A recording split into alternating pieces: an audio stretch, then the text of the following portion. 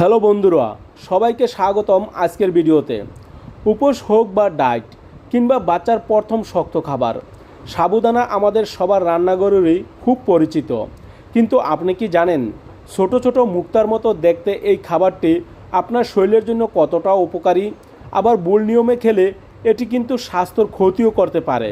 তাই আজকের ভিডিওতে জানব সাবুদানার পুষ্টিগুণ, অতিরিক্ত খেলে কি হয় এবং খাওয়ার সঠিক সময় কোনটি। চলুন শুরু করা যাক। প্রথমে জানব সাবুদানা খাওয়ার 5টি দারুণ উপকারিতা। 1 নম্বরে জটপট এনার্জি বা শক্তির উৎস। সাবুদানা কার্বোহাইড্রেটের পাওয়ার হাউস। যারা খুব ক্লান্ত বোধ করেন বা শরীরচর্চা করেন তাদের জন্য এটি তৎক্ষণাৎ শক্তি যোগাতে কাজ করে। 2 নম্বরে হজম শক্তি বৃদ্ধি করে। এতে রয়েছে প্রচুর ফাইবার যা কোষ্ঠকাঠিন্য দূর করে এবং হজম প্রক্রিয়াকে উন্নত করে। পেট ফাঁপা বা বদহজমের সমস্যা এটি বেশ কার্যকরী। 3 নম্বরে হাড়ের সুরক্ষা দেয়। সাবুদানায় ক্যালসিয়াম ও ম্যাগনেসিয়াম থাকে যা হাড় শক্ত করতে এবং বয়সজনিত হাড়ের রোগ প্রতিরোধে সাহায্য করে। 4 নম্বরে ওজন বৃদ্ধিতে সহায়ক। যারা ওজন বাড়াইতে চাইছেন তাদের জন্য দুধ সাবুদানার কমিউনিকেশন একটি আদর্শ খাবার। এটি শরীরের পেশি গঠনেও সাহায্য করে। 5 নম্বরে রক্তচাপ নিয়ন্ত্রণে রাখে।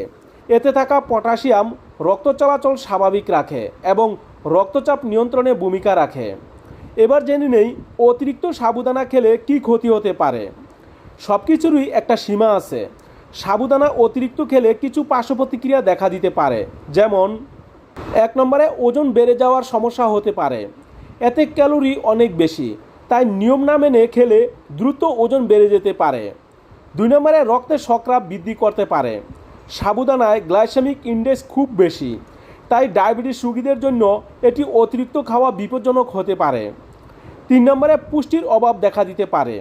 এতে প্রোটিন বা ভিটামিন খুব সামান্য থাকে, তাই কেবল সাবুদানা খেয়ে থাকলে শরীরে পুষ্টির ভারসাম্য নষ্ট হতে পারে।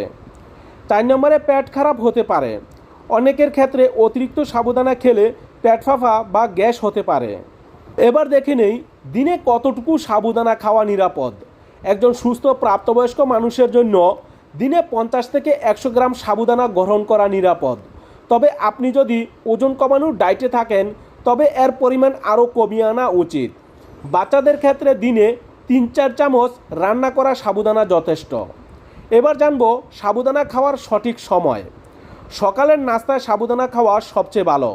এটি সারাদিনের কাজ করার শক্তি যোগাবে ও ব্যায়ামের আগে বা পরে প্রি ওয়ার্কআউট মিল হিসাবে এটি দারুণ। তবে রাতে শোবার ঠিক আগে সাবুদানা না খাওয়াই ভালো, কারণ এটি হজম হতে সময় নেয়। এবার গুরুত্বপূর্ণ টিপস। সাবুদানা সবসময় পর্যাপ্ত পানিতে ভিজিয়ে রেখে এবং ভালো করে সেদ্ধ করে খাবেন। পুষ্টি বাড়াতে এতে বাদাম, ফল বা সবজি যোগ করতে পারেন। বন্ধুরা, আশা করি আজকের ভিডিওটি আপনাদের উপকারে আসবে। সাবুদানা একটি অত্যন্ত পুষ্টিকর খাবার যদি তা সঠিক পরিমাণে খাওয়া হয়। আপনার ডায়েটে কি সাবুদানা আছে? আমাদের কমেন্ট করে জানান।